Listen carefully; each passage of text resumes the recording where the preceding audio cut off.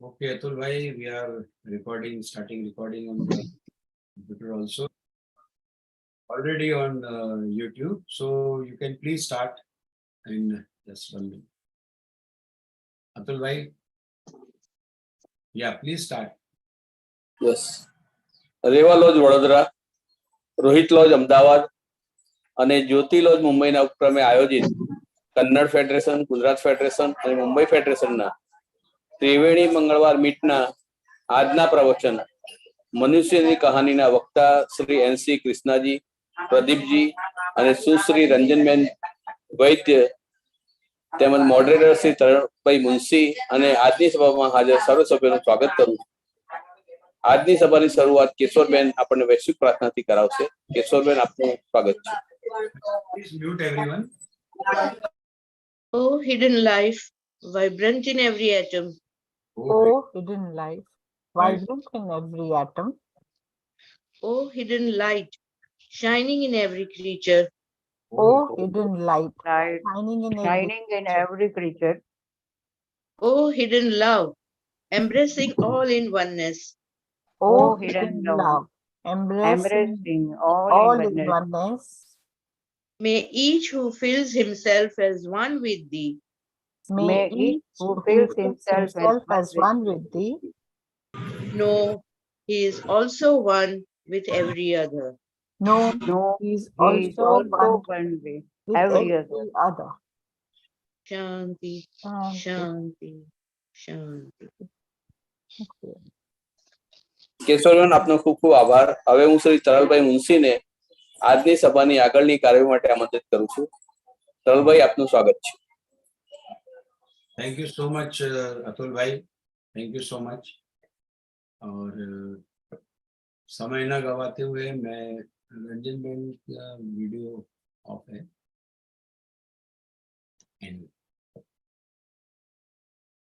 हाँ, रंजन बेन भी आते. तीनों वक्ताओं का बहुत तहे दिल से बहुत बहुत स्वागत. और कृष्णा जी का परिचय देना तो मतलब हम सभी लोग उन्हें अच्छी तरह से जानते हैं, लेकिन NC कृष्णा जी जो हैं वो TS में 1966 में शामिल हुए.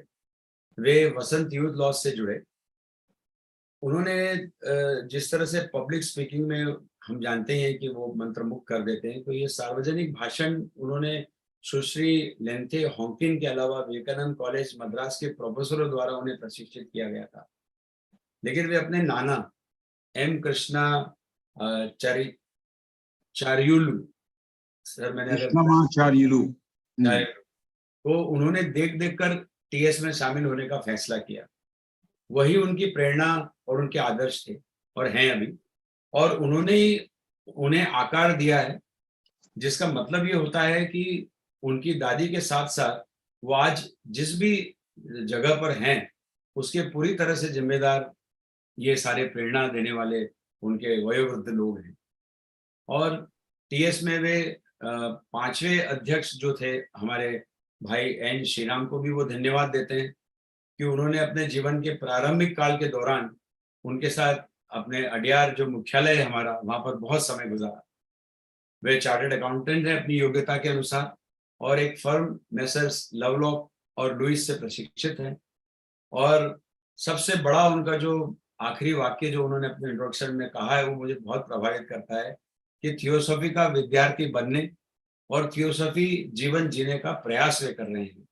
अगर ये आपका प्रयास है तो हम तो अभी शुरू ही नहीं हुए. आइए सर, प्लीज अपने विषय पर आज हमें संबोधित करें. धन्यवाद. I start? Yes, sir. Okay. Dear brothers, I guess I'm audible because my tone has come down, my energy has come down a bit. And even though you have typed and sent it to me, I didn't revise it. I'm sorry for that. No, it was wonderful. And I'll try to begin the story as we have said. A few words as introduction to the subject or the story of the man. I wish to place before you all for your careful consideration. These are the words of introduction. The secret doctrine very firmly and clearly talks about the doctrine of evolution. The view presented is that of an occultist. And what occultism has to say about the evolution of life, that's what secret doctrine has talked, which includes evolution of growth of man, development of man, what man can become, and things like that. Madame Blavatsky says, take my words as pointer towards the truth, and that's not the truth. That's what she says. So one who goes through the text has to study, think deeply, maybe contemplate very, very deeply again, and try to arrive at the proper understanding of the state of mind of what Madame Blavatsky was when she wrote the Secret Doctrine. And maybe, yes, we'll be able to catch a glimpse here, a glimpse there, and we would get at the essence of what she wanted to convey. So this version, which we are going to discuss this evening, will differ from the view of the modern scientist, is what Madame Blavatsky herself says. The view of the modern scientist may be different, and the occultist view may be different. That's what she says. A student of science may not quite agree with the views we'll consider this evening. Suppose there is a person who is specialized in the physiology or anatomy of a man, things like that. He won't be able to appreciate what we are discussing. Modern scientist more or less is engrossed with the physical body, the Stula Sarira as we call in Sanskrit, or the gross body, or some other way of explaining it. Scientists did not have in their curriculum the study or findings about the other smoother or finer vestures. Man is endowed with a lot of other vestures too, but science has not gone into it in a big way. So they don't talk about soul, for example. They don't talk about atma, for example. Maybe the later scientists, they have started talking about it. We do not know, but the earlier scientists, they never talked about soul or atma. According to theosophy, the real man is not the one with whom we are familiar with. We are familiar with a person, and we consider that person as real. For example, TARAL Munshi, as I know him, is real. But that's not the real man, is what theosophy is saying. The three finer vestures of atma, buddhi, and manas. Manas always is higher manas we are talking about. They constitute the real man. We talk of manas. As I said, it is always we are talking in terms of the higher manas, the kama manas or the lower manas. We're not considering it today. We know that we have this mind which is existing independent of the physical body. We know that we have this mind which is independent of the physical body. So physical body is largely made of matter, padartha. So the physical senses have the ability to receive a message or send signals to the brain, and the conveyed signals to the brain are processed in the brain, and the resultant directions to the brain are executed through the physical body and its limbs. This is how it works. Theosophy says there are 7 principles in man. Any textbook, any standard textbook on theosophy will give the principles, 4 of which form the lower quaternary and 3 form the upper triad. That is what we just considered a few minutes back, the atma, buddhi, manas. Some people would like to put it, say, from mind upwards, then it would become MBA, manas, buddhi, and atma, MBA. Otherwise, it is ABM, as we normally talk about.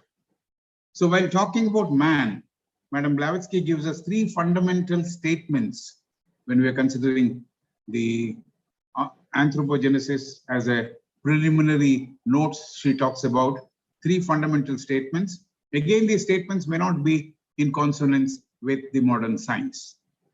She says that there is a simultaneous evolution,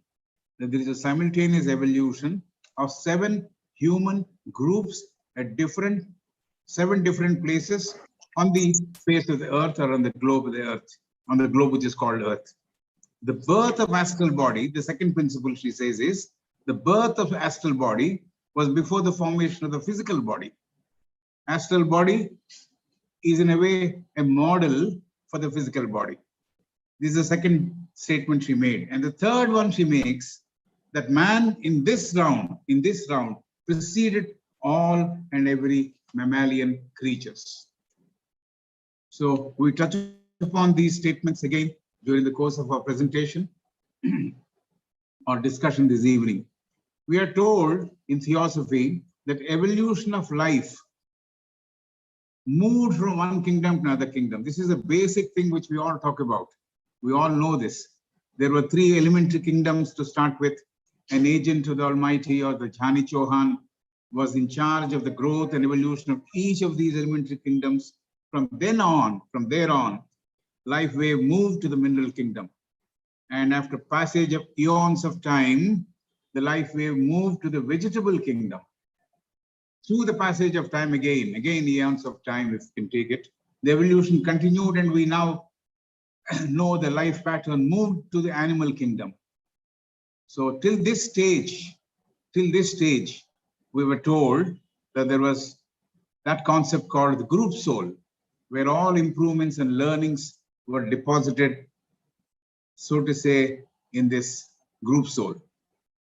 Needless to say, the divine agencies in the form of Jhani Chauhans were supervising the evolution of each of these kingdoms. To give an example of the group soul, we're talking about a group soul.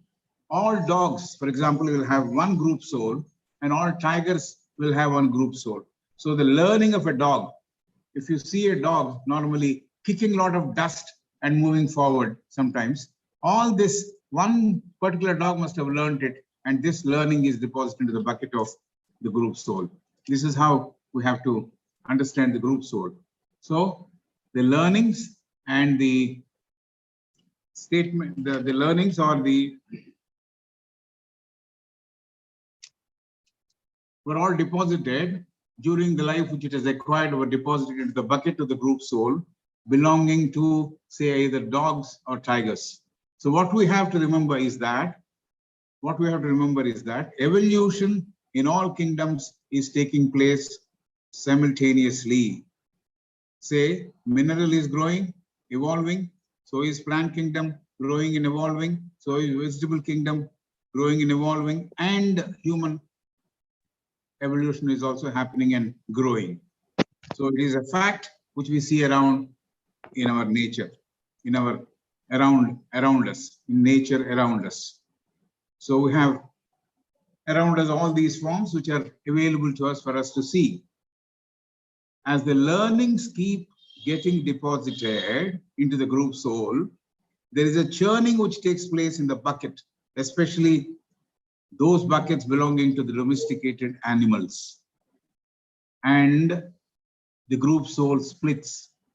The split atom or the split unit falls out of the bucket or goes out of the bucket to become an individual unit.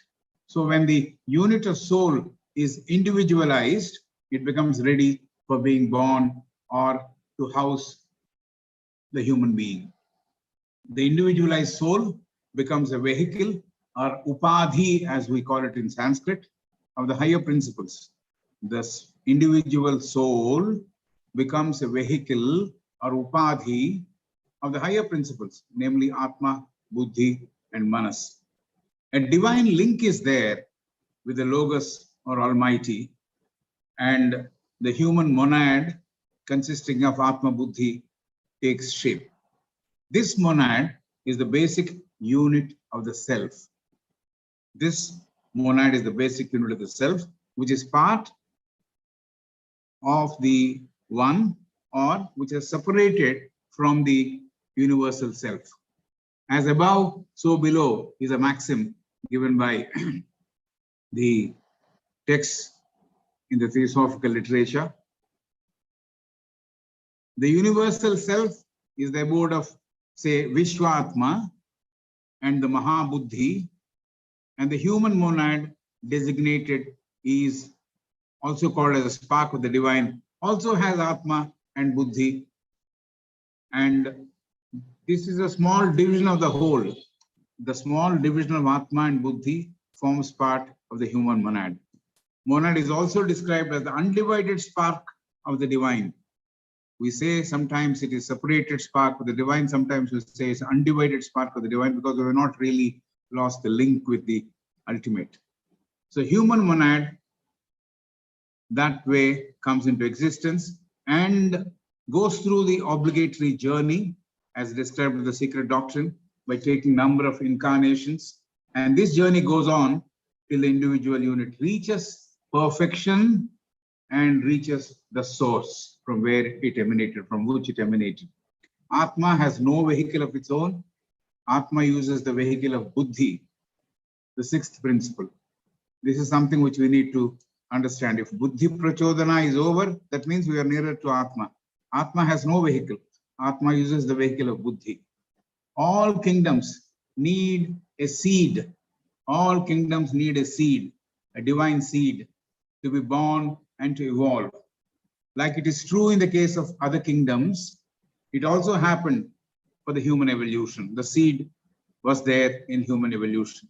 So it comes from the Logos, the Almighty. The germ has all the latent powers of that one great source.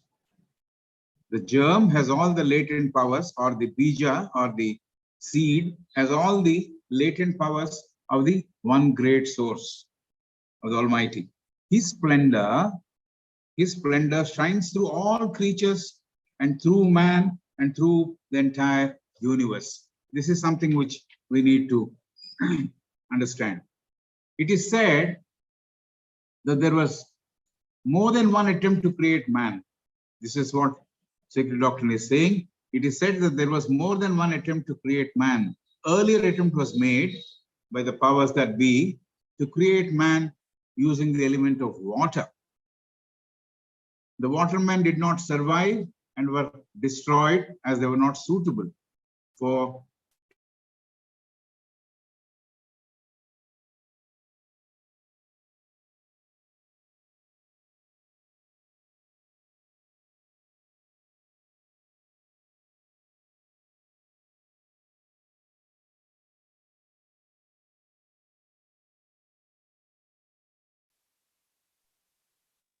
I think there is a disconnection, Krishna sir.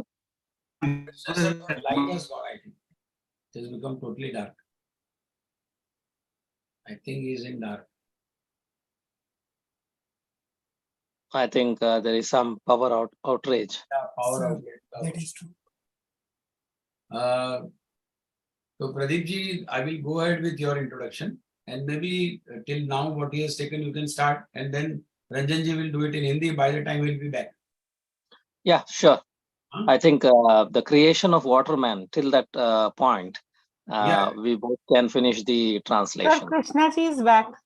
Back? Yes. If Krishna ji permits, then probably we can finish the translation till there.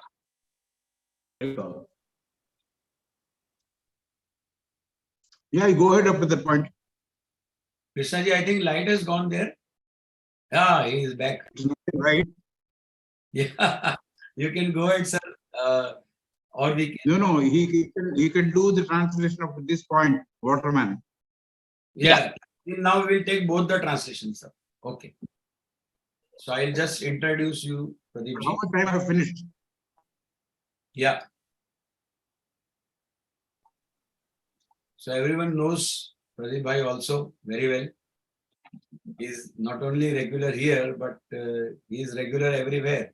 In youth also, in seniors also, and wherever there is theosophy, we find him here and there. Pradeep ji एक biotechnology के master हैं और उन्होंने organic उत्पाद company के लिए business manager group में काम करते हैं.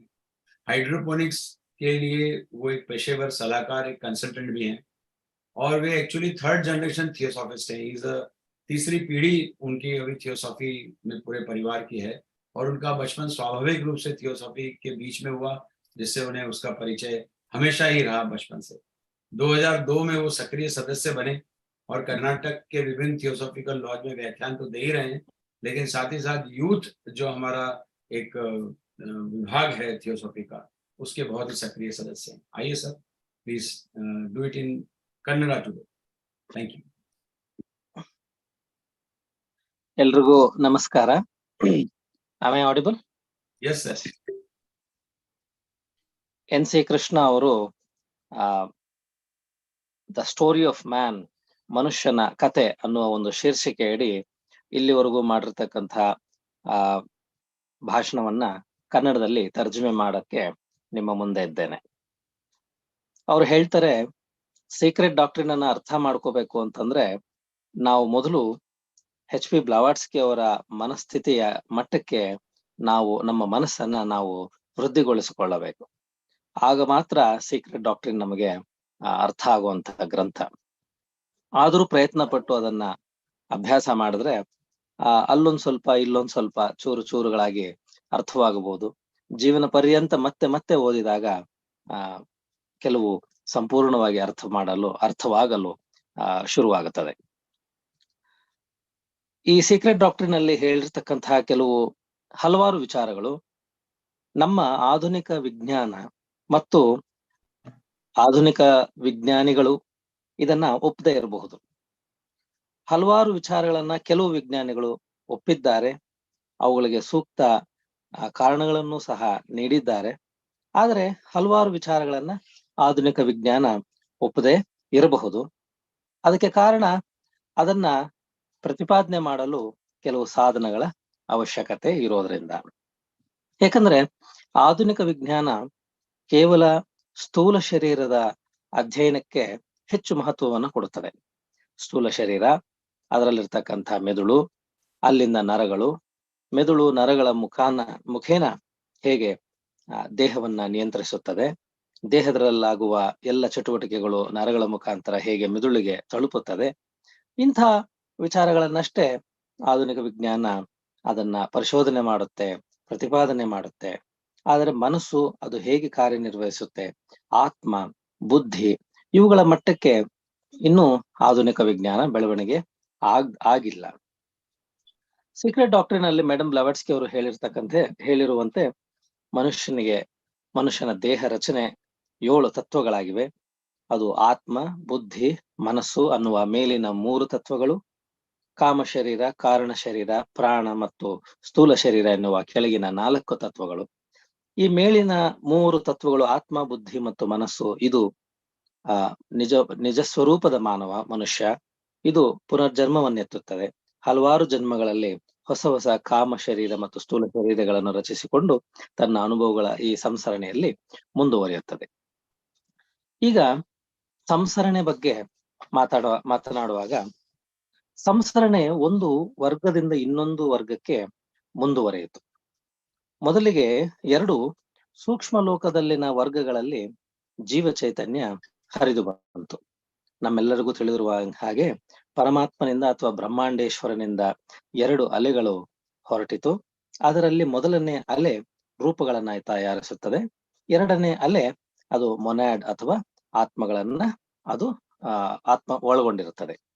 ಈ ಮೊದಲನೇ ಜೀವ ಚೈತನ್ಯ ಏನಿದೆ, ಈ ಹರಿದು ಬಂದು ಸೂಕ್ಷ್ಮ ಲೋಕಗಳಲ್ಲಿ 2 ವರ್ಗಗಳಲ್ಲಿ ಅದು ರೂಪಗಳನ್ನ ತಯಾರಿಸುತ್ತದೆ.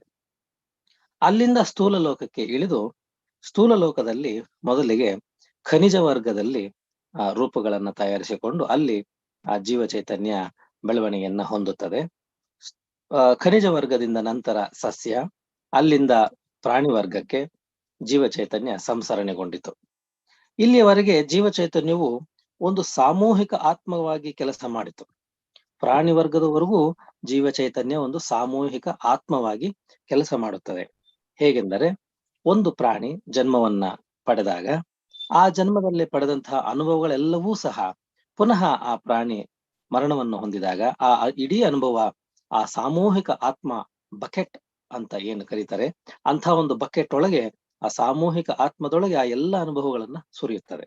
ಮತ್ತು ಅದೇ ಆತ್ಮದಿಂದ ಇನ್ನೊಂದು ಬೇರೆ ಪ್ರಾಣಿ ಜನ್ಮವನ್ನ ಪಡೆದಾಗ ಎಲ್ಲ ಆತ್ಮಗಳು ತಂದಂತಹ ಅನುಭವಗಳನ್ನ ಅದು ಪಡೆದು ಮತ್ತೆ ಜನ್ಮವನ್ನ ಪಡೆಯುತ್ತದೆ. ಇದು ಸಾಮೂಹಿಕ ಆತ್ಮಗಳು ಕಾರ್ಯನಿರ್ವಹಿಸುವ ರೀತಿ. ಈ ರೀತಿಯಾಗಿ ಸಾಮೂಹಿಕ ಆತ್ಮದ ಬೆಳವಣಿಗೆ ಪಡೆದು ಕೆಲವು ಚೈತನ್ಯದ ಅಂಶಗಳು ವೈಯಕ್ತೀಕರಣಗೊಂಡವು. ಅವು ವ್ಯಕ್ತಿತ್ವದ ಕಡೆಗೆ ಸಂಸ್ಕರಣೆಗೊಂಡವು. ಕೆಲವು ಅಂಶಗಳು, ಜೀವ ಚೈತನ್ಯದ ಅಂಶಗಳು ಸಾಮೂಹಿಕ ಆತ್ಮದೊಳಗೆ ತಮ್ಮ ಅನುಭವಗಳನ್ನು ತುಂಬುತ್ತಾ ವೈಯಕ್ತೀಕರಣಗೊಂಡವು, ಇಂಡಿವಿಜುವಲೈಸೇಷನ್ ಅಥವಾ ವ್ಯಕ್ತಿತ್ವವನ್ನು ಪಡೆಯಲು ಹಂಬಲಿಸಿದವು. ಆಗ ಮಾನವನ ಅಥವಾ ಮನುಷ್ಯ ಜನ್ಮವನ್ನು ಪಡೆಯಲು ಸಿದ್ಧವಾದವು. ಈ ರೀತಿಯಾದ ವ್ಯಕ್ತಿತ್ವವನ್ನು ಪಡೆದ ಜೀವ ಚೈತನ್ಯ ಆತ್ಮ, ಬುದ್ಧಿ ಹಾಗೂ ಮನಸ್ಸುಗಳಿಗೆ ವಾಹನಗಳಾದವು. ಈ ಪರಮಾತ್ಮನಿಂದ ಹೊರಟ ಎರಡನೇ ಚೈತನ್ಯದ ಅಲೆಯಲ್ಲಿ ಒಂದೊಂದು ಮೊನ್ಯಾಡ್ ಅಂದ್ರೆ ಒಂದು ಮೊನ್ಯಾಡ್ ಅಂದ್ರೆ ಆತ್ಮ ಮತ್ತು ಬುದ್ಧಿ ಎರಡು ಸೇರಿದಾಗ ಅದನ್ನ ಮೊನ್ಯಾಡ್ ಅನ್ನು ಕರೆಯುತ್ತೇವೆ. ಇದು ಪರಮಾತ್ಮನಿಂದ ಹೊರಟ ಎರಡನೇ ಅಲೆಯಲ್ಲಿ ಬಂದಂತ ಅಂಶಗಳು. ಮೇಲಿನ ರೀತಿ ಹೇಳಿದಂತೆ ವ್ಯಕ್ತಿತ್ವ ಪಡೆದ ಜೀವ ಚೈತನ್ಯಗಳನ್ನು ಉಪಯೋಗಿಸಿಕೊಂಡವು. ಈ ಮೊನ್ಯಾಡ್ಗಳು ಯಾವ ಜೀವ ಚೈತನ್ಯದ ಅಂಶಗಳು ವೈಯಕ್ತೀಕರಣಗೊಂಡವು ಅಥವಾ ವ್ಯಕ್ತಿತ್ವವನ್ನು ಪಡೆಯಲು ಹಂಬಲಿಸಿದವು, ಅಂಥ ಜೀವ ಚೈತನ್ಯದ ರೂಪಗಳನ್ನ ತಮ್ಮ ವಾಹನಗಳಾಗಿ ಈ ಮೊನ್ಯಾಡ್ಗಳು ಬಳಸಿಕೊಂಡವು. ಜೀವ ಚೈತನ್ಯಗಳನ್ನು ಉಪಯೋಗಿಸಿಕೊಂಡು ಮನುಷ್ಯ ಜನ್ಮ ಪಡೆಯಲು ಸಿದ್ಧವಾದವು. ಆತ್ಮ ಬುದ್ಧಿಯ ಉಪಾಧಿಯನ್ನು ಬಳಸಿಕೊಳ್ಳುವುದು. ನಂತರ ಕೆಳಗಿನ ದೇಹಗಳು ರಚನೆಗೊಂಡವು. ಈ ರೀತಿಯಾಗಿ ಆ ಎರಡನೇ ಅಲೆಯಿಂದ ಬಂದಂತಹ ಆತ್ಮ ಮತ್ತು ಬುದ್ಧಿ, ಮೊನ್ಯಾಡ್ ಅಂತ ಏನ್ ಕರಿತೀವಿ, ಅದು ವೈಯಕ್ತೀಕರಣಗೊಂಡಂತಹ ಜೀವ ಚೈತನ್ಯದ ಅಂಶಗಳನ್ನ ಬಳಸಿಕೊಂಡು ಎಲ್ಲ ದೇಹಗಳ ರಚನೆಗಳು ನಡೆಯುತ್ತದೆ. ಈಗ ಮಾನವನ ದೇಹಗಳ ರಚನೆಗೆ ಒಟ್ಟು 12 ಬಗೆಯ ಸೃಷ್ಟಿಕರ್ತರು ಕೆಲಸ ಮಾಡಿದ್ದಾರೆಂದು ಸೀಕ್ರೆಟ್ ಡಾಕ್ಟ್ರಿನ್ ಅಲ್ಲಿ ಹೇಳಲಾಗಿದೆ. ಮೊದಲನೇ ಅವಕಾಶವನ್ನ ಜಲತತ್ವಕ್ಕೆ ನೀಡಲಾಯಿತು. ಜಲತತ್ವ ನಿರ್ಮಿಸಿದಂತಹ ಜಲಮಾನವ ರೂಪಗಳು ಅವು ಸರಿ ಇಲ್ಲ ಅಂತ ಹೇಳಿ ಅವು ನಾಶಗೊಂಡವು. ಇನ್ನು ಮುಂದೆ ಹೇಗೆ ಮಾನವ ದೇಹಗಳು ರಚನೆಗೊಂಡವು ಅಂತ ಹೇಳಿ ನಾವು ಮುಂದಿನ ಭಾಗದಲ್ಲಿ ನೋಡೋಣ. Thank you Atul ji. Yes, sir. Thank you so much, sir. You finished it right on time. Should I continue or the other madam will talk in Hindi? You are not audible. I am audible, sir. Am I audible? Now perhaps slightly. Yeah. Now yes. आदरणीय रंजन जी school की principal तो रही हैं, उन्होंने administration में भी काफी कार्य किया है भारत और साथ साथ मॉरिशस में भी उन्होंने कई लेक्चर्स दिए और विभिन्न विद्यालयों में उनके पेपर्स भी पढ़े गए हैं। संस्कृत भाषा और भाषण की वो गोल्ड मेडलिस्ट रही हैं। वो थिएटर आर्टिस्ट रही हैं, उन्होंने कई अवार्ड्स भी जीते हैं, टीवी एंकर रही हैं, डांस डायरेक्टर भी रही हैं। उन्हें कई बार बेस्ट टीचर अवार्ड से सम्मानित भी किया गया है और वे MA इंग्लिश BA DLLB भी हैं। सबसे बड़ी बात है कि वर्तमान में थियोसॉफी को और ज्यादा फैलाने के लिए उन्होंने एक YouTube चैनल क्रिएट किया है, अमृतम के नाम से वे उसका नामांकन किया है और नेक्टर ऑफ लाइफ उन्हें वे कहती हैं। मूल बात यह है कि उन्होंने ध्यान के लिए लगभग 10,000 विद्यार्थियों का मार्गदर्शन दिया है। जैन मुनि अमिताभ अबू की 8 पुस्तकों का गुजराती और अंग्रेजी में उन्होंने अनुवाद किया है। अवधूतनी डायरी ये प्रवीण प्रकाशन द्वारा हाल ही में गुजराती में प्रकाशित हुई है और वे इस वक्त जिस रचना के साथ जुड़ी हुई हैं उसका शीर्षक है मेरे 50 साल की आध्यात्मिक पढ़ाई और ये भी प्रवीण प्रकाशन द्वारा प्रदर्शित की जाएगी। आइए रंजन बहन, हमें आप हिंदी में आज का विषय बताएं। Thank you.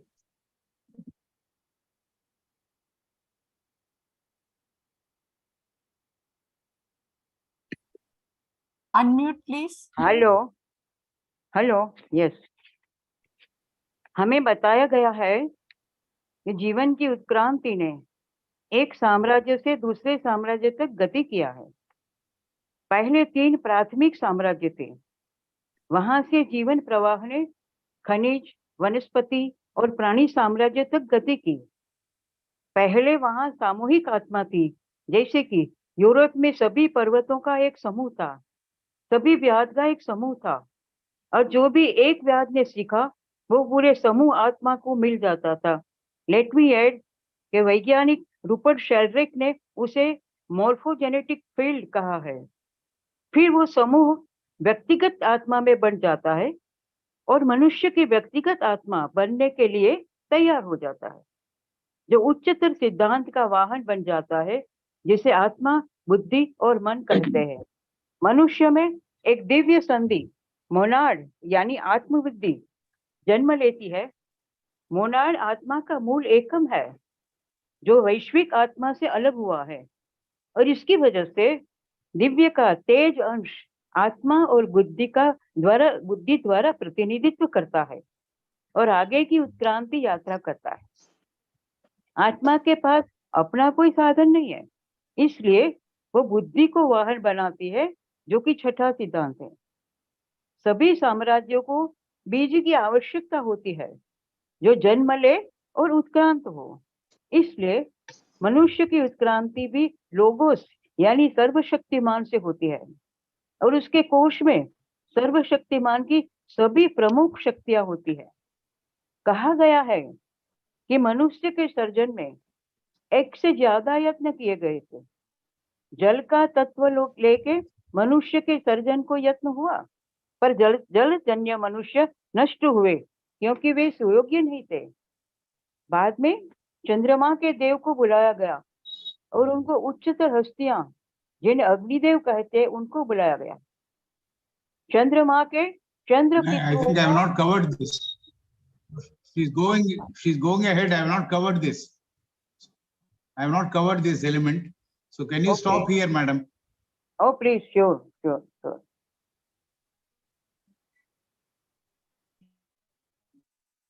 Yeah.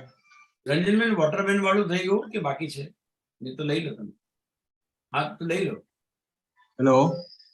Yes Krishna ji, शायद वॉटरमैन वाला बचा है अभी.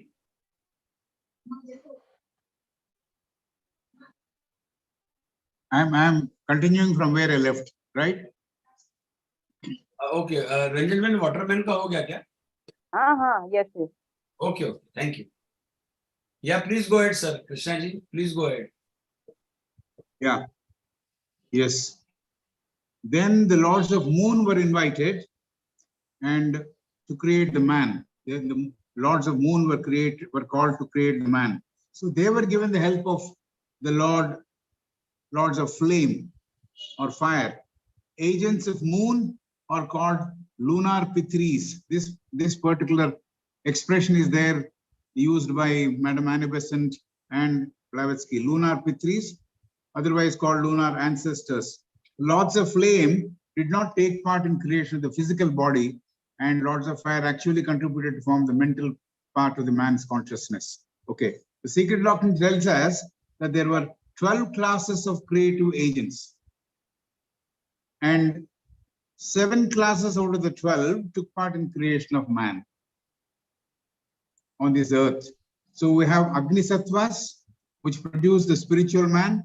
Agnisattvas means fire lords, belong to the earlier scheme of evolution, the moon's evolution. The lunar pitris, or ancestors, created the etheric models of the physical man. The lunar pitris actually created the models of physical man in the etheric body. At this stage, fully conscious man did not appear on the scene. So men at that stage were actually mindless, and they didn't have the differentiation of sex too. So they did not manifest in their full form on the physical plane. Then the work was given to the Lord of Earth, who took steps and created conditions suitable for the manifestation of man. So Lord of Earth separated water, earth, and air. It was almost like what we have now. We see water separately, earth separately, and air we can feel. It was almost like what we have now. Agnisattvas gave the human ego, that is the atma buddhi manas or manas buddhi atma. Until this development took place, man belonging to the first root race remained senseless and did not die but disappeared. He did not die but disappeared, yielding place to the second root race. So this is how the second root race came in. So there is a great law of evolution, says Madam Blavatsky, working in this universe. That law facilitated the physical to ascend to the spirit and the spirit to descend into the matter. That's the law. So the confluence of spirit and matter, aided by the agents of the Almighty, led to the formation of the physical man and the spiritual man. So this is how the whole arrangement took place later. Men were created on 7 zones. 7 zones. 7 places is what she has said previously in the statement. Men were created on 7 zones as detailed in the secret doctrine, which talks of simultaneous evolution of 7 human groups on different locations at different places on this globe called Earth. The 7 types of men, born at various zones, were having different colored skins. They were the shadows of the lunar ancestors. Their etheric image was more or like their lunar ancestors. Their etheric image was almost like the lunar ancestors. As these men disappeared, second root race, they did not die. The first root race did not die. The second root race started evolving. To cut this story short, we see the following. What are the statements which you're going to make now? The gross physical body is built by the earth. The gross physical body is built by the earth.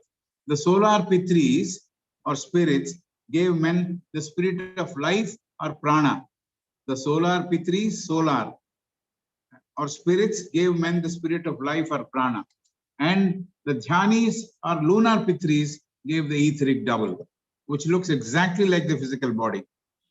The fire spirits form the desire body or the astral body. So this is how the building of man went about. Now we see how each element or principle contributed to the growth of senses in man. The sense of touching, sense of feeling, etc. Ether gave the ability to hear, which is sound. Air gave the ability to feel, which is touch. Fire gave the ability to see, which is light, sight. Water gave the ability to taste, which is to taste. Saliva is there in the mouth, we are able to taste. And earth gave the ability to smell, that is rupa. Smell is gandha. So rupa, rasa, gandha, shabda, sparsha. This is what the terms we have in Vedantic terminology.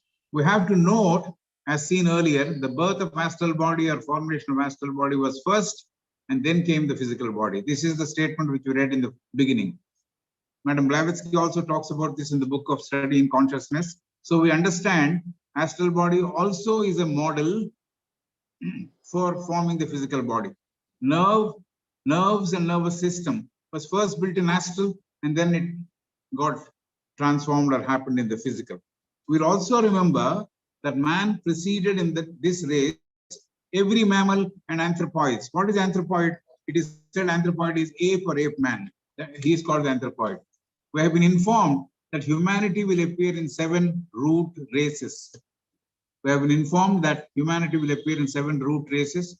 5 of the root races have come into existence. 6th and 7th root races are yet to come, or is going to come in the future.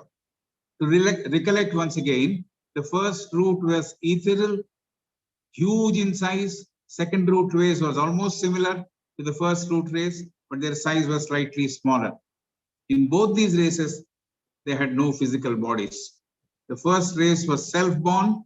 They used the bodies of lunar pitris, which were cast off, and they multiplied by simple division or splitting of their atoms, as they were sexless.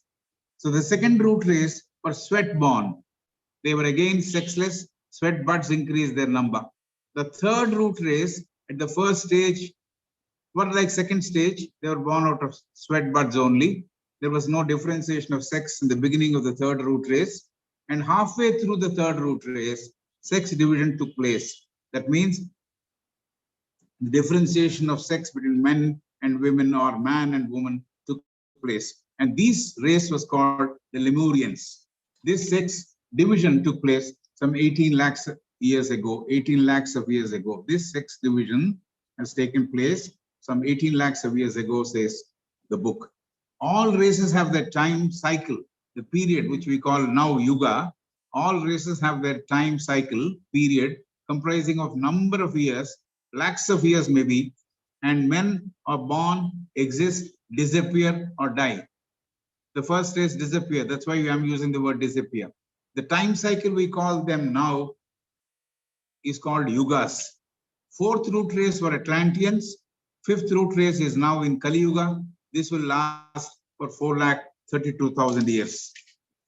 You can indicate when time is up for me, but the first part is over or second part is over. I do not know because the power went here. I had a problem. You can complete it. Okay. Yeah. Okay. For a brief while, we'll go back to the third root race. We talked about twin evolution, evolution of form and evolution of mind. Or more exactly, the consciousness of man. The consciousness of man. The form of man in the third root race was almost similar to the form of the present day. This is something interesting. The form of the man in the third root race was almost similar to the form of the present day man. Bodies were appearing in two types, depending on the sex, namely male and female. Man was endowed with the principle of manas. Man means including woman. I'm just using the common terminology man. Man and woman were endowed with the principle of manas, the thinking principle. Due to the work of the higher spirits, the lunar pitris,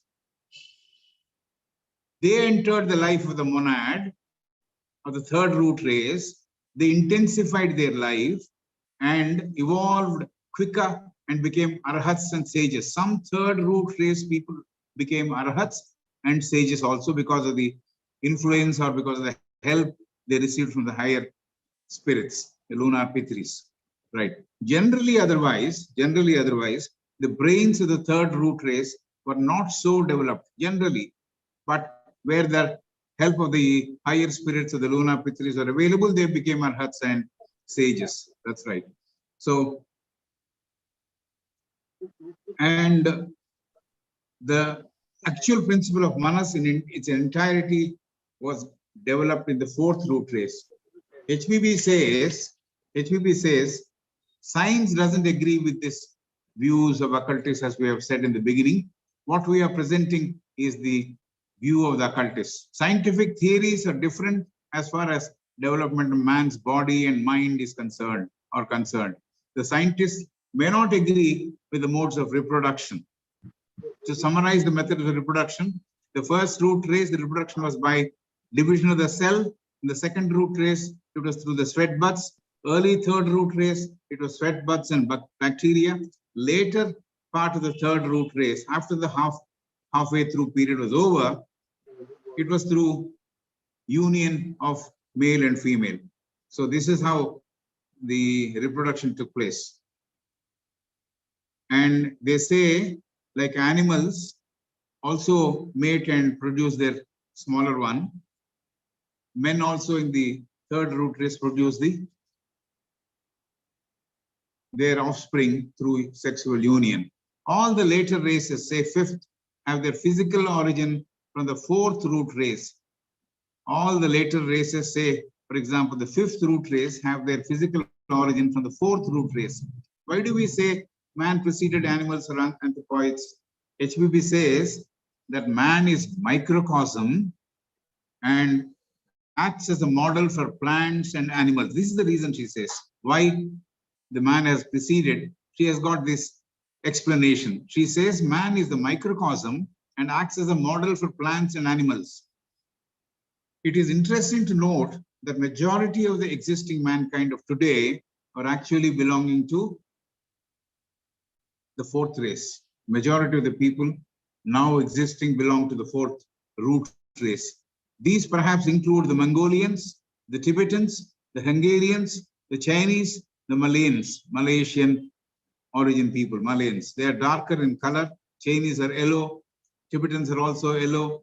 I believe this is how the color scheme goes. We now move over to the final stage of evolution for the body of man. With the entry of fourth root race, development of speech took place. With the entry of the fourth root race, the development of speech took place. And first root race did not have a language. HPB says it was speechless. The second root race depended on sounds as if they were words chanted. That was the way communication took place, like ah, oh, something like that. In the beginning of the third root race, speech was consisting of sounds like cries of a bird or an animal. In the middle of the third root race, an effort was made towards constructing speech using vowels. So at the end of the third root race, the language consisted of mono, single syllables. So that was there. The fourth root race used complex words, complex sentences to express concepts and express their opinions using the language. Hungarian language, the Turkish language, the Iranian language, the Korean are examples of these complex languages and sentences formed using complex words and phrases. They were really the pure human race, says the book. They were called, fourth root race was called the Atlanteans, who lived on Earth, who had civilization by that name. We also have a civilization by that name, the Atlantean civilization. Previous root race, third root race, were called Lemurians. We have seen that. This fourth root race are called Atlanteans. We have seen this. The fifth root race are called the Aryan race. The Aryan race, born, reared in Atlantis to begin with, and they moved over to Asia. This is what Madam is saying. Sanskrit was the first language of the fifth root race. Sanskrit was the first language of the fifth root race, and now this is remaining as a language of few and some of the initiates. But Arabs, Jews, and part of Greece have their origin. The languages have origin with Sanskrit as the base. This is what we are told. And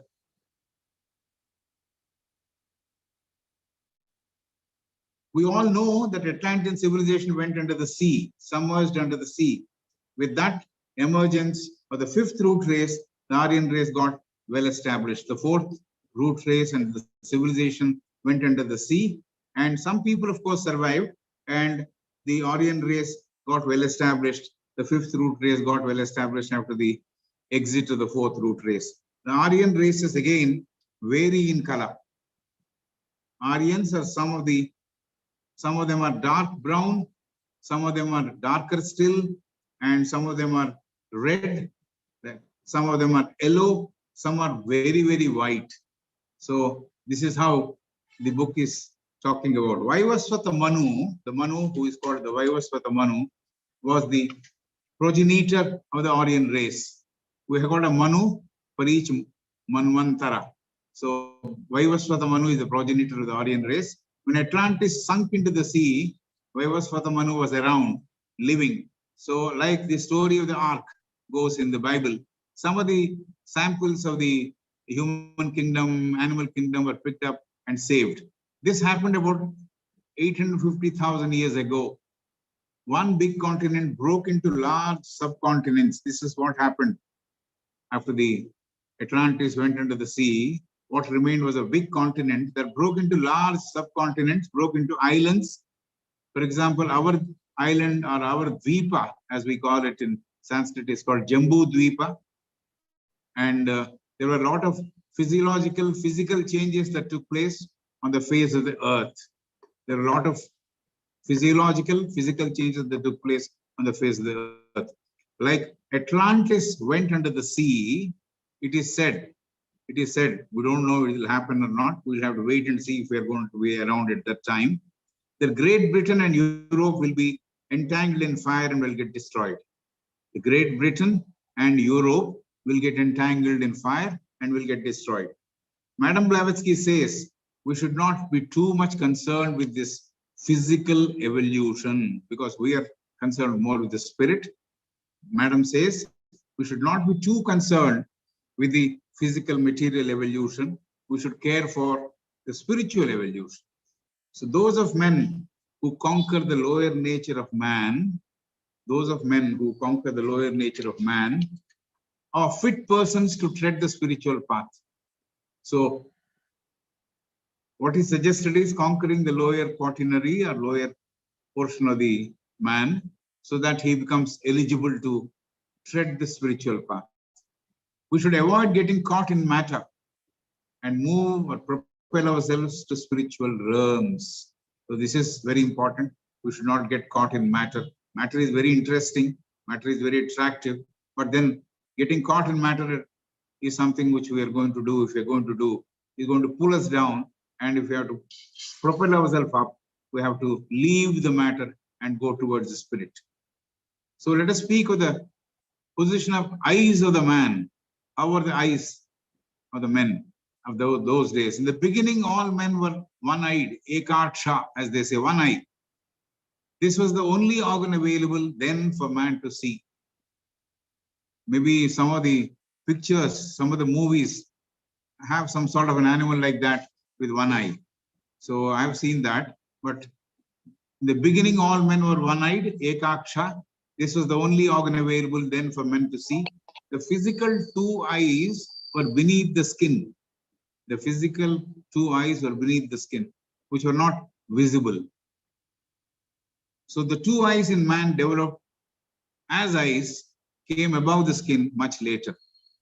So the only eye of the man of the past, the only eye which existed of the man of the past, now is withdrawn. Now is withdrawn and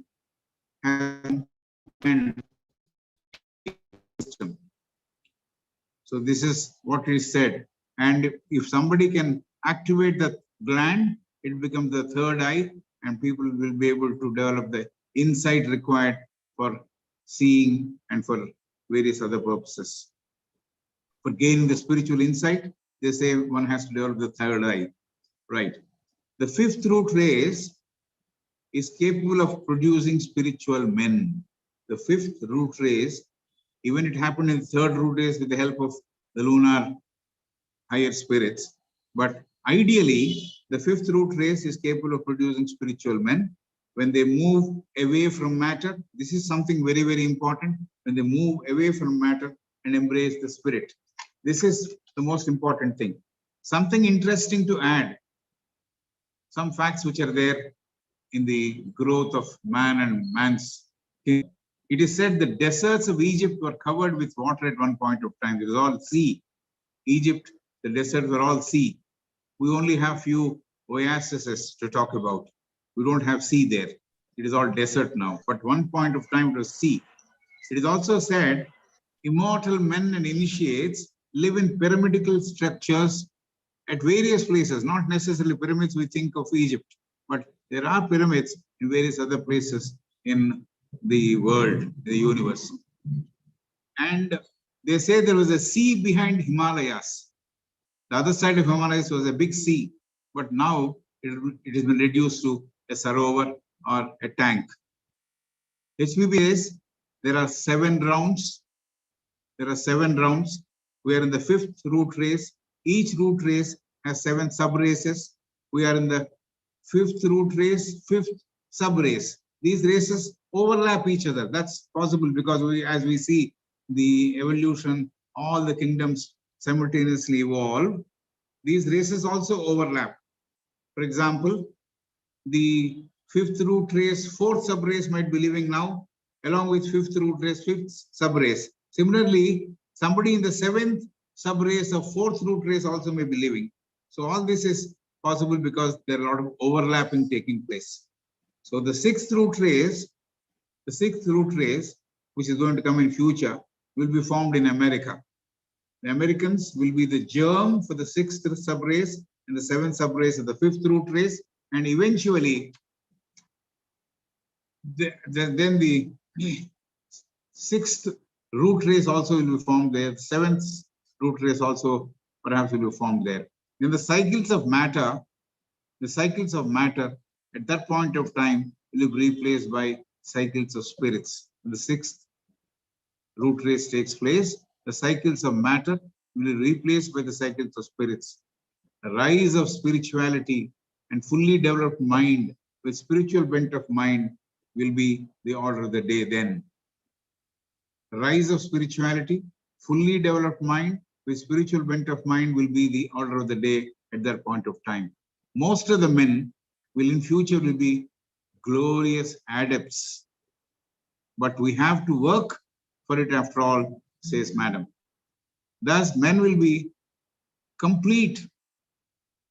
They'll grow completely and complete their obligatory journey or pilgrimage. It will be no longer intelligence which will rule in the sixth root race. The hallmark of the present root race, intelligence. For the sixth root race onwards, intuition will be the faculty. It is said the builders of the next root races need volunteers. The builders of the next root races need volunteers. If in the present root race, so 5 by 5, 5 by 6, like that, we learn to lead an unselfish life, an altruistic life, we will qualify to become volunteers. They need a lot of volunteers for the next root.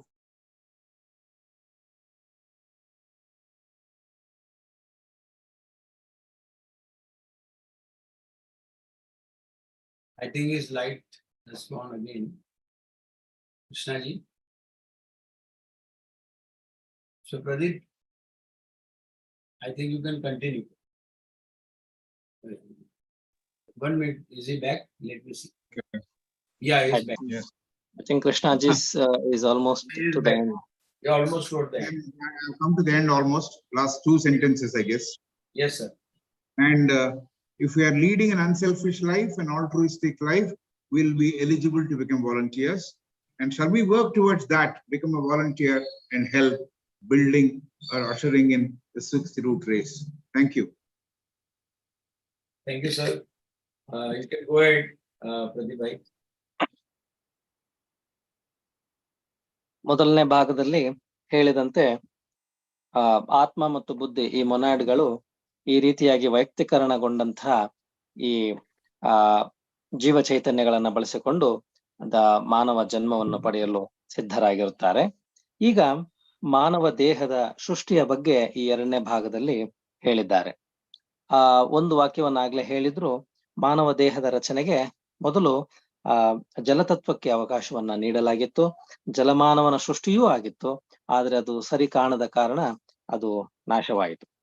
ನಂತರ ಮಾನವ ದೇಹಗಳ ರಚನೆಗೆ ಒಟ್ಟು 12 ಬಗೆಯ ಸೃಷ್ಟಿಕರ್ತರು ಕೆಲಸ ಮಾಡಿದ್ರೆಂದು secret doctrine ಅಲ್ಲಿ ಹೇಳಲಾಗಿದೆ. ಚಂದ್ರಮಂಡಲದ ಅಧಿಪತಿಗಳಿಗೆ ಅಥವಾ lunar ಪಿತ್ರಿಸ್, ಚಂದ್ರಮಂಡಲದ ಪಿತೃ ದೇವತೆಗಳಿಗೆ ಅವಕಾಶವನ್ನು ನೀಡಲಾಗಿತ್ತು. ಇವರಿಗೆ ಅಗ್ನಿತತ್ವಗಳು ಸಹಾಯವನ್ನು ಮಾಡಲು ನಿಯೋಜಿಸಲಾಗಿತ್ತು. ಅಗ್ನಿ ದೇವತೆಗಳು ಮನೋಶರೀರವನ್ನು ಸೃಷ್ಟಿಸಿದವು.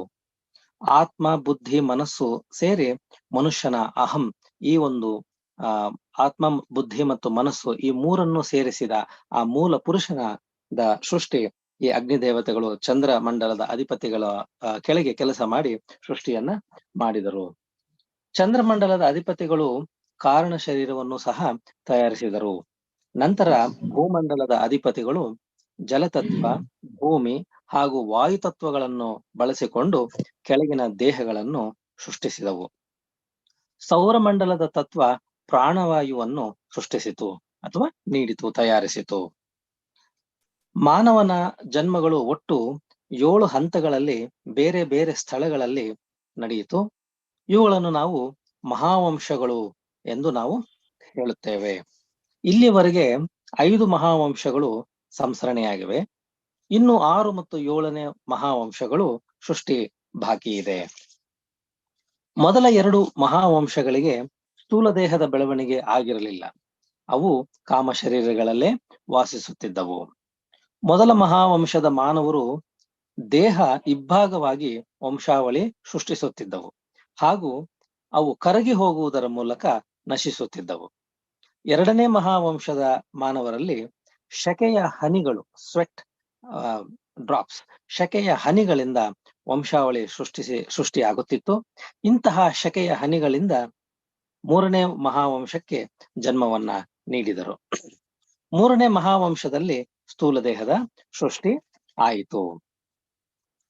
ಈ 3ನೇ ಮಹಾವಂಶದ ಮಧ್ಯ ಹಂತಗಳಲ್ಲಿ ಹೆಣ್ಣು ಗಂಡು ಎಂಬ ಬೇರೆ ಬೇರೆ ದೇಹಗಳು ಸೃಷ್ಟಿಯಾದವು. ಇಲ್ಲಿ ಮೊದಲ 2 ಮಹಾವಂಶಗಳು ಮಾನವರಲ್ಲಿ ಪಂಚೇಂದ್ರಿಯಗಳು ತೀವ್ರವಾಗಿ ಬೆಳವಣಿಗೆ ಆಗಿರಲಿಲ್ಲ. ಆದುದರಿಂದ 3ನೇ ಮಹಾವಂಶದ ಮಧ್ಯಭಾಗದಲ್ಲಿ ಹೆಣ್ಣು ಮತ್ತು ಗಂಡು ದೇಹಗಳು ಬೇರೆ ಬೇರೆ ಆಗುವ ಸಂದರ್ಭದಲ್ಲಿ ಹಂತ ಹಂತವಾಗಿ ಪಂಚಭೂತಗಳು ಪಂಚೇಂದ್ರಿಯಗಳ ಬೆಳವಣಿಗೆಗೆ ಸಹಕರಿಸಿದವು. ಆಕಾಶ ತತ್ವ, ಈಥರ್ ಅಂತ ಏನ್ ಕರೀತಾರೆ. ಆಕಾಶ ತತ್ವವು ಕೇಳಿಸಿಕೊಳ್ಳುವ ಶಕ್ತಿಯನ್ನ, ಅಗ್ನಿ ತತ್ವ ಫೈರ್ ಇದು ನೋಡುವ ಶಕ್ತಿಯನ್ನ, ವಾಯು ತತ್ವ ಇದು ಸ್ಪರ್ಶವನ್ನ, ಜಲತತ್ವ ಇದು ರುಚಿಯನ್ನ, ಮತ್ತು ಭೂಮಿ ಇದು ವಾಸನೆಯನ್ನ ಪಡೆದುಕೊಳ್ಳುವಂತಹ ಈ ಪಂಚೇಂದ್ರಿಯಗಳ ಸೃಷ್ಟಿ ಆಯಿತು, ಅಥವಾ ಪಂಚೇಂದ್ರಿಯಗಳನ್ನ ಆ ದೇಹಗಳಿಗೆ ನೀಡಿದವು. ಮೂರನೇ ಮಹಾವಂಶದ ಮಧ್ಯ ಹಂತಗಳಲ್ಲಿ ಹೆಣ್ಣು ಗಂಡು ಎಂಬ ಬೇರೆ ಬೇರೆ ದೇಹಗಳ ಸೃಷ್ಟಿಯಾದವು. ಇಲ್ಲಿಂದ ಆಚೆಗೆ ಹೆಣ್ಣು ಗಂಡು ಕಲಿಕೆಯಿಂದ ವಂಶಾವಳಿಯ ಬೆಳವಣಿಗೆ ಆಯಿತು. ಅಂಡಾಶಯಗಳ ಮೂಲಕ ಜನನ ಕ್ರಿಯೆ ಆಯಿತು. ಮೂರನೇ ಮಹಾವಂಶದಲ್ಲಿಯೂ ಹಲವು ಆತ್ಮಗಳು ಮುಂದುವರೆದು ಮುಕ್ತಿಯನ್ನು ಪಡೆದವು. ಇವರು ಅರ್ಹತ್ ಪದವಿಯನ್ನು ಸಂಪಾದಿಸಿದವು ಅಥವಾ ಸಾಧುಗಳಾದರು. ಮೂರನೇ ಮಹಾವಂಶದಲ್ಲಿ ಮಾನವರಲ್ಲಿ ಮನಸ್ಸು ಪೂರ್ಣ ಪ್ರಮಾಣದಲ್ಲಿ ಬೆಳವಣಿಗೆ ಆಗಿರಲಿಲ್ಲ, ಹಾಗೂ ಸ್ಥೂಲ ದೇಹದ ಮೆದುಳು ಸಹ ಪೂರ್ಣ ಪ್ರಮಾಣವಾಗಿ ಬೆಳೆದಿರಲಿಲ್ಲ. ಇವರನ್ನು ಲೆಮೂರಿಯನ್ಗಳೆಂದು ಕರೆಯಬಹುದು. ನಾಲ್ಕನೇ ಮಹಾವಂಶದಲ್ಲಿ ಜನನವು ಅಂಡಾಶಯದಿಂದ ಪಿಂಡಾಶಯದ ಮುಖೇನ ಮುಂದುವರಿತು. ಈಗಿನ ಮಾನವರ ಶರೀರ ನಾಲ್ಕನೇ ಮಹಾವಂಶದಲ್ಲಿ ಬೆಳವಣಿಗೆ ಆಗಿರುವಂಥದ್ದು.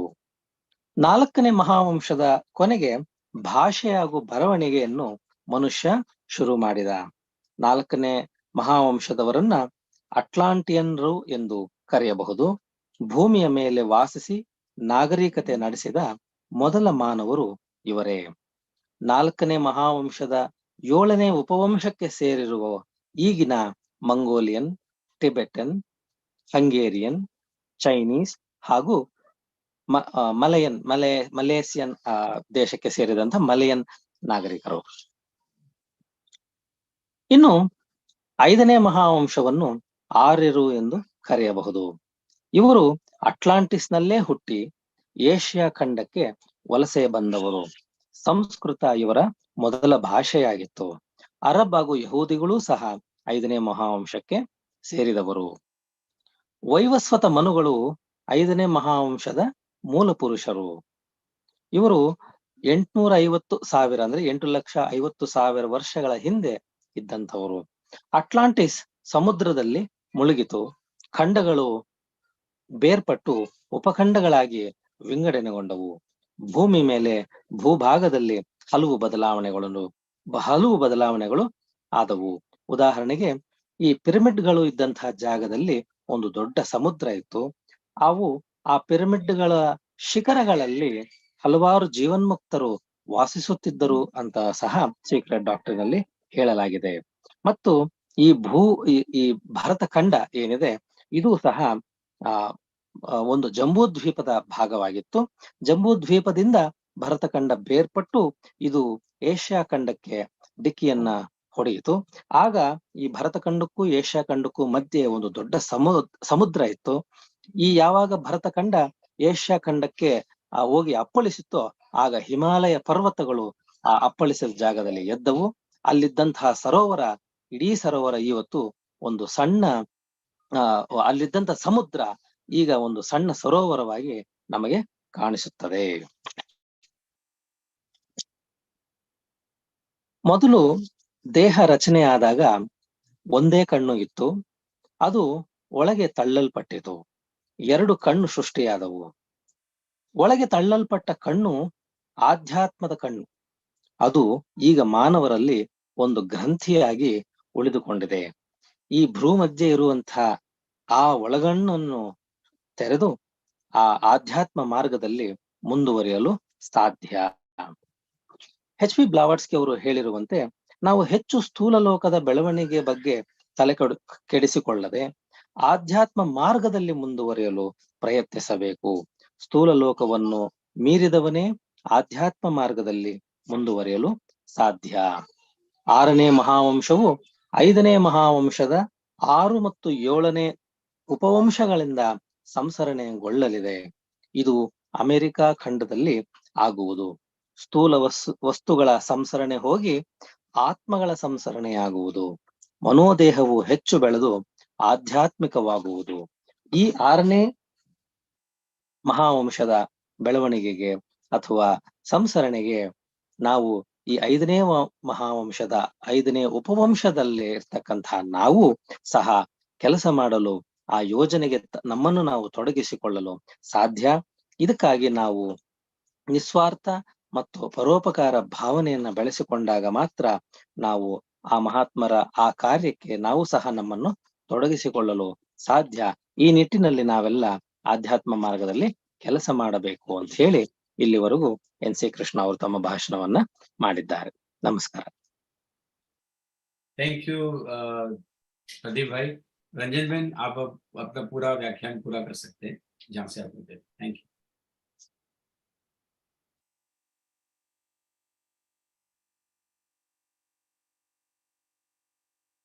Unmute, please. Unmute, please. Ranjan बहन अनम्यूट. उच्चतर हस्तियां जिन्हें अग्निदेव कहते हैं उनको बुलाया गया. चंद्रमा के चंद्र पितरों या पूर्वजों ने सर्जन किया, किंतु अग्निदेव ने भौतिक देह के सर्जन में भाग नहीं लिया, बल्कि मनुष्य की चेतना के मानसिक भाग की रचना में अपना योगदान दिया. गुप्त संहिता यानी द सीक्रेट डॉक्ट्रिन में कहा गया है कि सर्जकों के 12 वर्ग थे, जिनमें से 4 ने अपना कार्य पूर्ण किया है और मुक्ति पाली है. एक मानसिक स्तर पर कार्यरत है. 12 में से 7 वर्गों ने पृथ्वी पर मानव सर्जन में भाग लिया. हमारे पास अग्नि सत्व है जिन्होंने आध्यात्मिक मानव का सर्जन किया. चंद्र स्थित पूर्वजों ने भौतिक मानव का आकाशीय प्रतिरूप बनाया, फिर भी संपूर्ण चेतनवान मनुष्य नहीं दिखाई गया. उस स्तर पर मनुष्य में कोई जातीयता या मानसिकता नहीं थी, इसलिए ये भौतिक स्तर पर पूर्णतया आविर्भूत नहीं हुए. बाद में पृथ्वी देव ने जल, पृथ्वी और वायु तत्व को विभाजित किया और अग्नि सत्व ने मानव अहंकार यानी उच्चतर मन दिया, जिसमें आत्मा, बुद्धि और मन समाहित थे. यहाँ तक मानव अचेतन रहा और अदृश्य हो गया और दूसरी जाति के लिए जगह छोड़ गया. 2 उत्क्रांतियां थी, एक भौतिक और दूसरी आध्यात्मिक. सिद्ध गुरुओं चाहते थे कि उन्होंने एक साथ हो, यानी धरती ने भौतिक को ऊर्ध्वारोहण और आत्म तत्व को अवतरण दोनों जड़ तत्व में हो, ऐसी सुविधा दी जाए.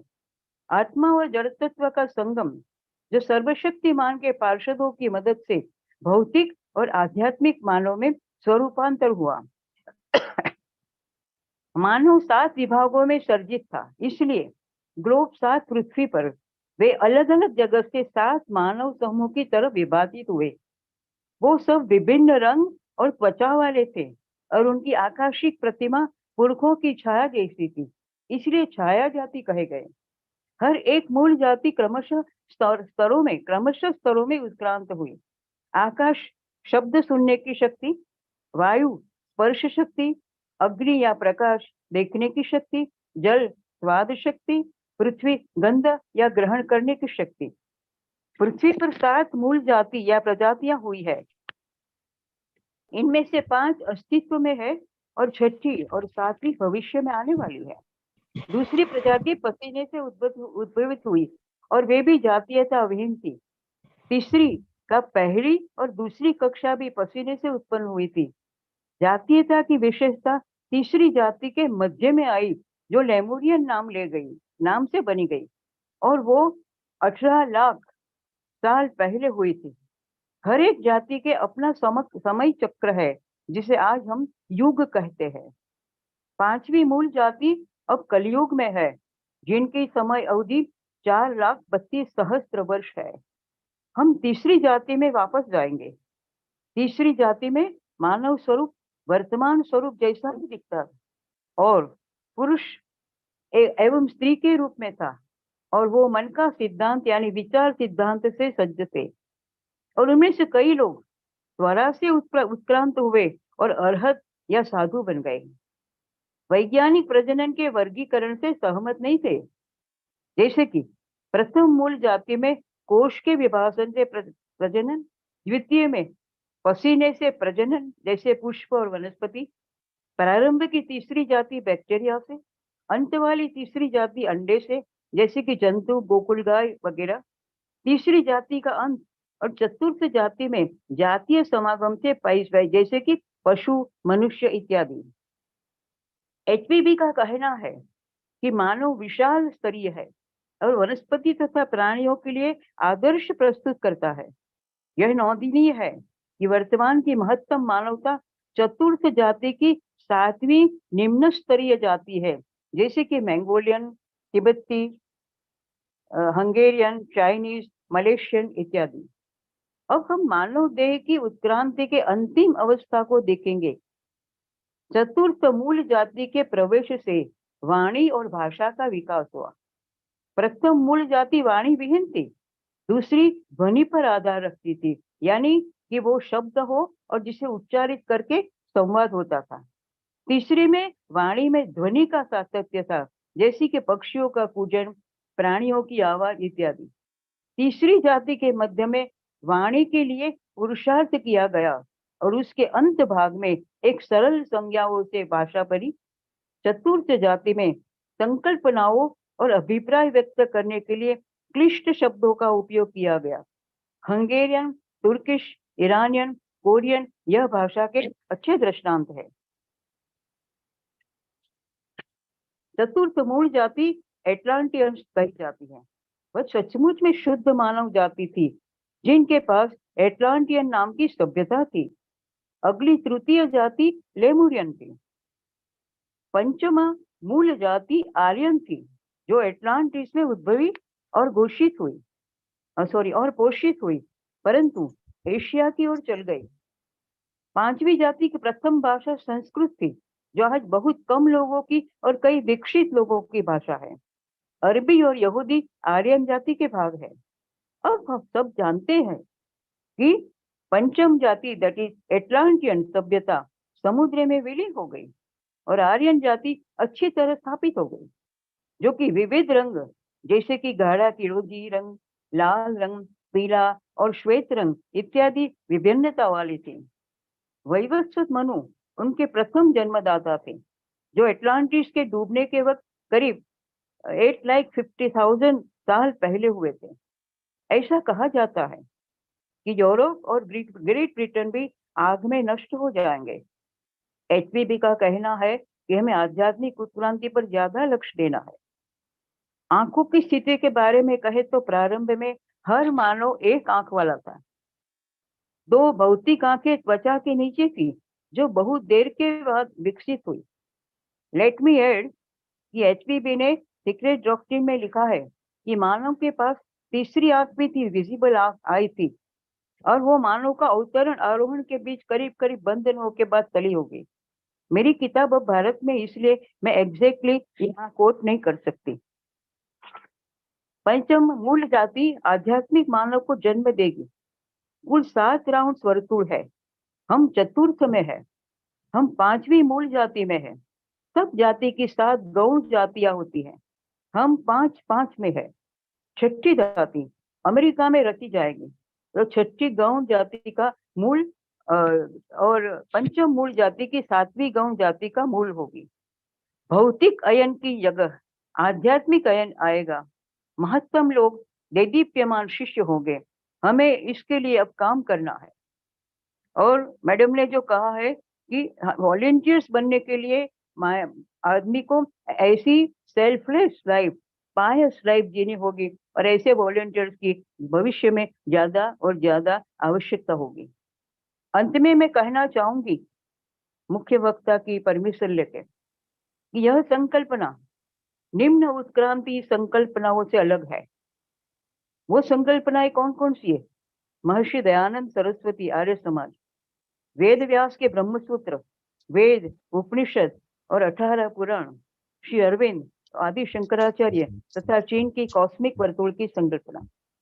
Let me add that I have gone through all these, and that's why I can confidently say that there is a difference between this concept and that concept. Thank you very much. Pradeep भाई, आपका भी video on कर दीजिए। कृष्णा जी, आप कुछ और add करना चाहते हो? और रंजन मैन ऐड करना चाहती हूँ, प्रदीप जी ऐड करना चाहते हो। तीनों स्पीकर्स प्लीज आप जो कुछ भी और कहना चाहते हो कहिए।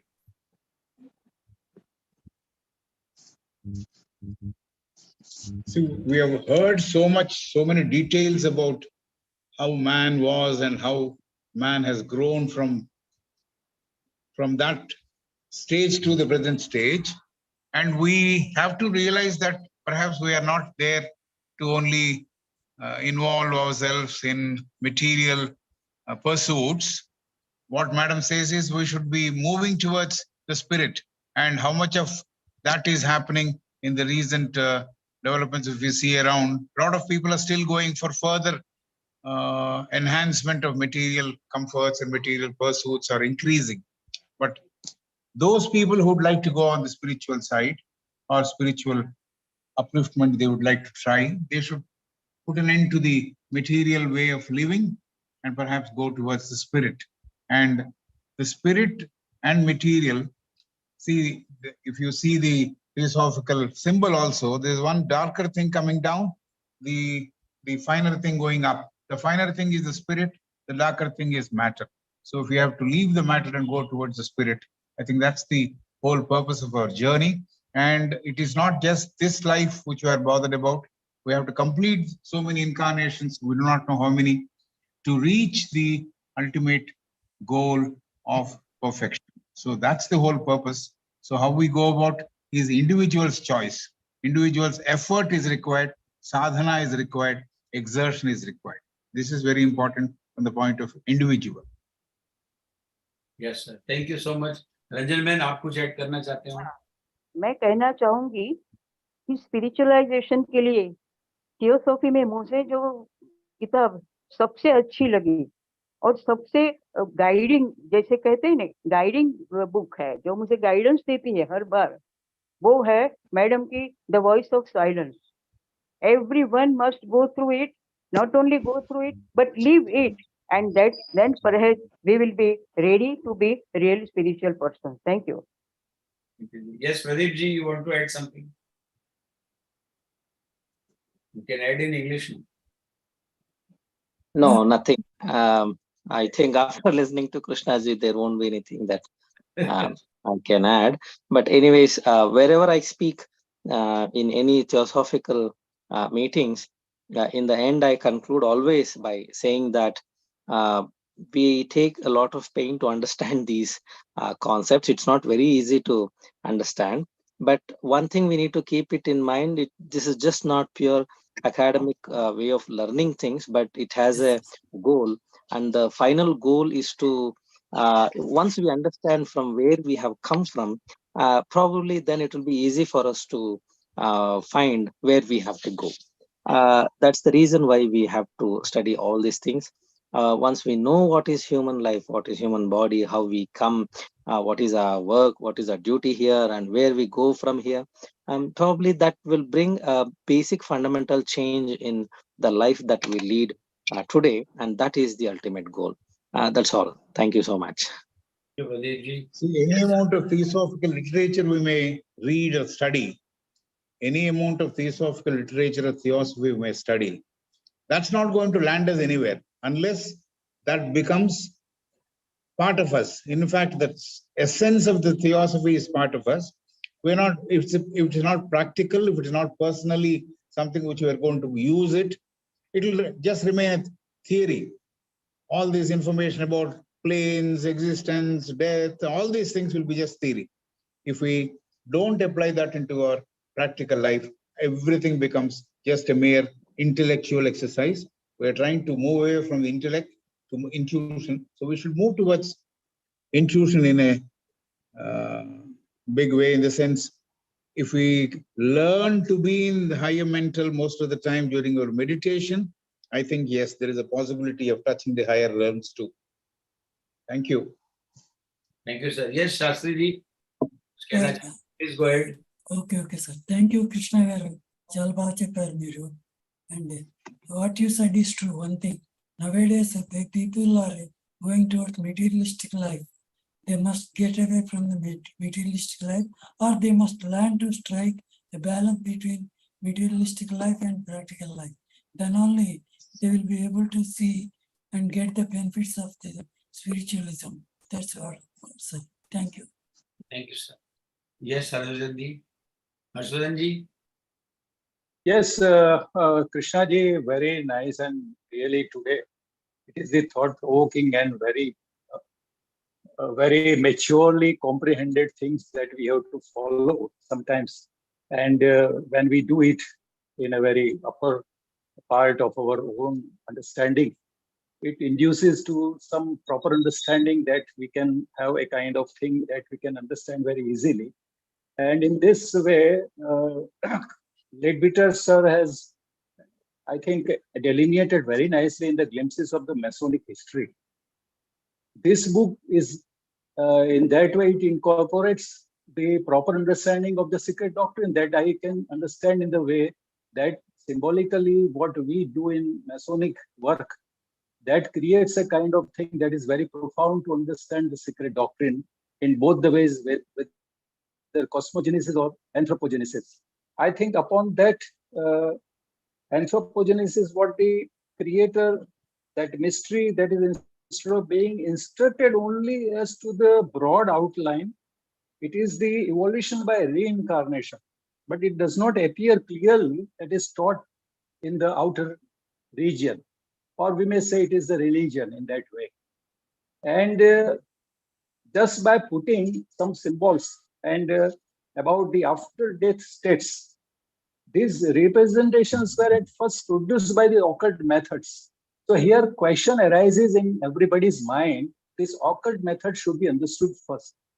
So what we understand by taking into consideration about the understanding of the secret doctrine, that leads to the things that really failed us. Because mechanically and in the pictorial means, it becomes very thing of very, I think, complexity. And in the greater way, it is very inferior.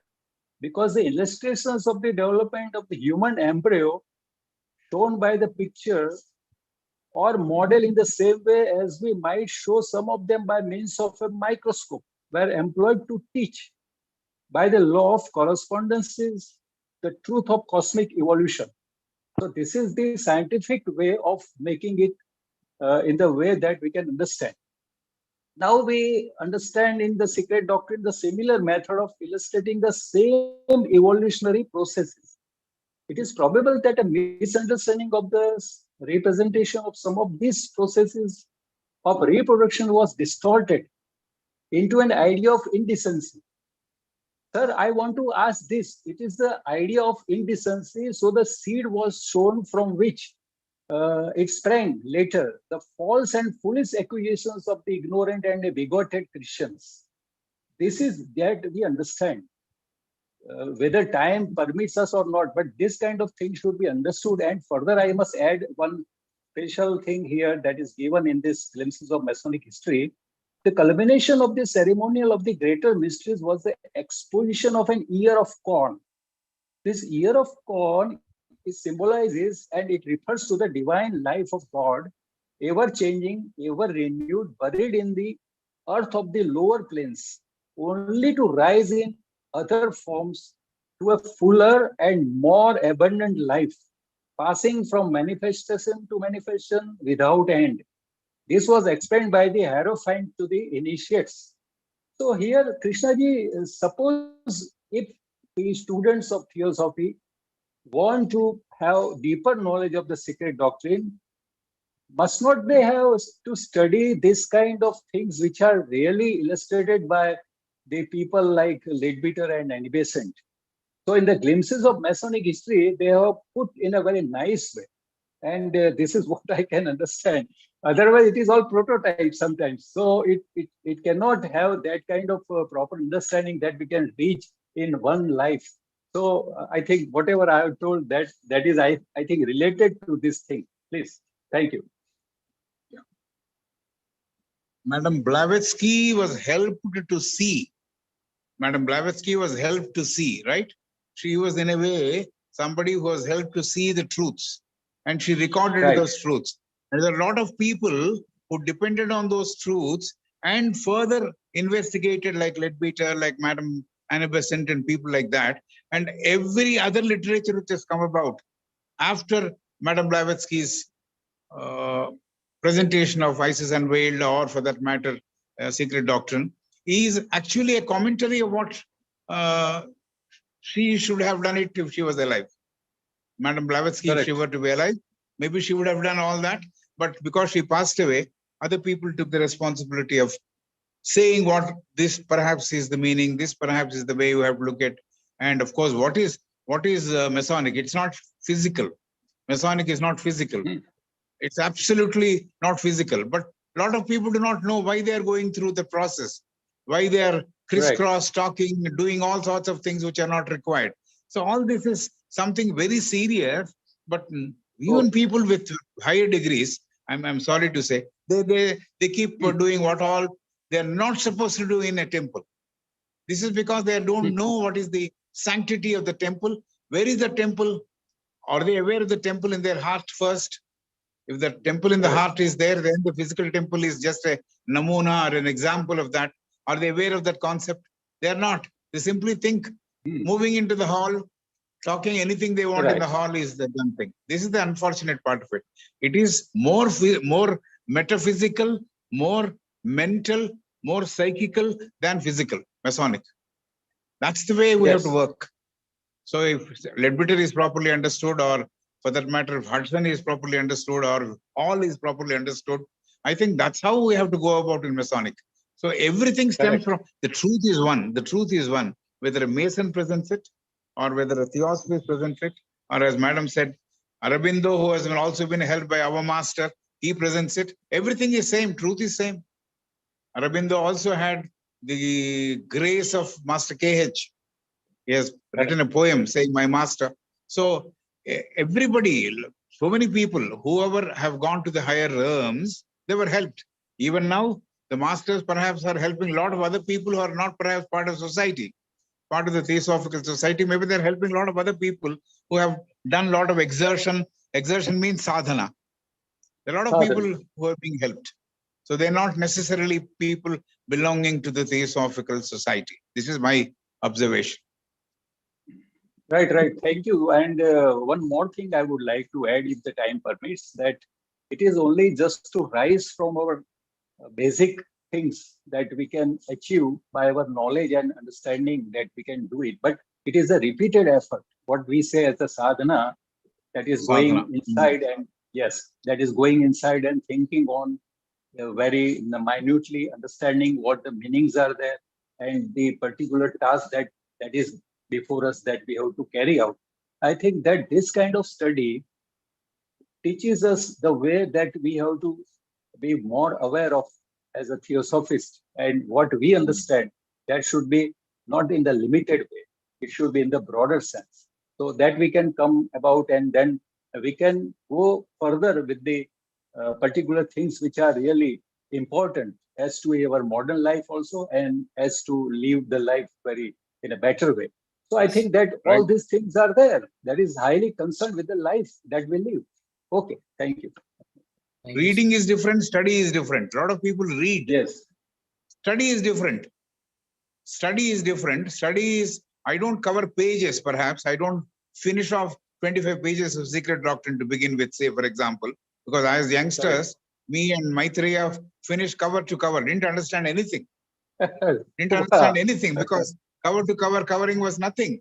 I finished so many pages. You finished, so we used to exchange notes, but nothing was there. But that's not the way to study. So study, read something, contemplate on it, again read, again contemplate, maybe note down certain things in the register or a book which you maintain. That's how perhaps the study has to go on. Anything for that matter, even a Masonic ritual has to be studied like that. Right, correct. But more, I think some illustrations are given very nice. Yes, thank you. Yes, thank you so much for bringing Masonry, which is also my pet subject. Yes, definitely. Anyone else with a question or something? Or should we go to the final prayer? I don't think so. All of them are writing very good, very good. It was really good. So, Keshwarji, I think... yes. I thank you for... Thank you, sir. bearing me, because I had perhaps created a lot of problems for you. No, technical thing, what can anyone do? No, technical thing, one thing, but maybe you wanted the, see, I don't have the habit of writing down the entire It was fine, sir. talk or whatever. What we did So was I've taken more time than perhaps desired. no. It was perfectly fine. I think Ranjanji has lost connection. Otherwise, she would also be there. Anyway, all the speakers are here. Thank you. And thank you, Krishna ji. It was really wonderful. All this knowledge we just have a thirst for, and it continues to merge more and more into us. Yes, Keshwar ji, please go ahead with the prayer. Archana ji, कुछ बोलना है? Question? No, I'm through. I think if you want to go towards the end prayer, yes. Yes, Keshwar. Mano buddhyahankar chittani naham na karnam na jiva na chagran netre na cha vyoma bhumi na tejo na vayuh चिदानंद रूप शिवोहम शिवोहम शिवोहम शिवोहम शिवोहम शिवोहम चिदानंद रूप शिवोहम शिवोहम न च प्राण संनो न वै पंचवायु न वा सप्त धातुर न वा पंचकोशः न वाक्पानि पादौ न चापस्थपायुः चिदानंद रूप शिवोहम शिवोहम शिवोहम शिवोहम शिवोहम शिवोहम चिदानंद रूप शिवोहम शिवोहम न मे द्वेष रागौ न मे लोभ मोह मदो नैव मे नैव मत्सर्य भावः न धर्मो न चार्थो न कामो न मोक्षः चिदानंद रूप शिवोहम शिवोहम शिवोहम शिवोहम शिवोहम शिवोहम चिदानंद रूप शिवोहम शिवोहम न पुण्यम न पापम न सौख्यम न दुःखम न मंत्रो न तीर्थम न वेदा न यज्ञ अहम भोजनम नैव भोज्यम न भोक्तः चिदानंद रूप शिवोहम शिवोहम शिवोहम शिवोहम शिवोहम शिवोहम चिदानंद रूप शिवोहम शिवोहम न मृत्युर्न शंका न मे जाति भेदः पिता नैव मे नैव माता न जन्मः न बन्धुर्न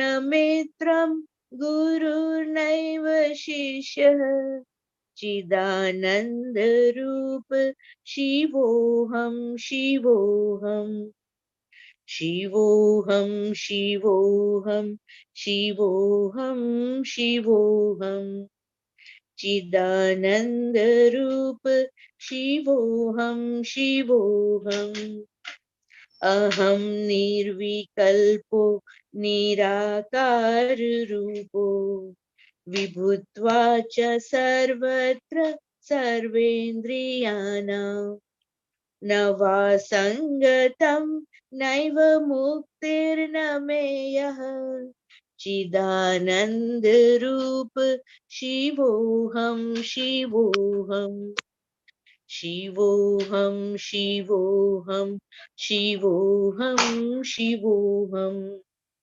चिदानंद रूप शिवोहम शिवोहम चिदानंद रूप शिवोहम शिवोऽहम्। वाह वाह केशवबेन, खूब आनंद